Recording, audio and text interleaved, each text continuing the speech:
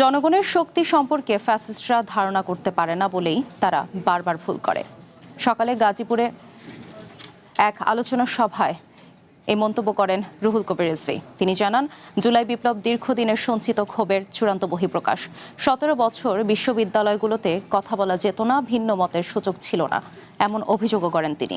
ফ্যাসিবাদের লোকজন এখনও আছে যারা বিপুল পরিমাণ টাকা দিয়ে সোশ্যাল মিডিয়া নিয়ন্ত্রণের চেষ্টা করছে।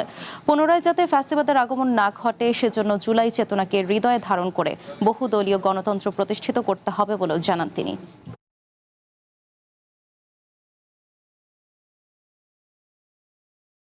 ফ্যাসিবাদের প্রবল প্রতাপ এমন যে ইউনিভার্সিটির মধ্যে বিরোধী দলের কোনো জায়গা ছিল না, কোনো স্পেস ছিল না, কথা বলার কোনো সুযোগ ছিল না।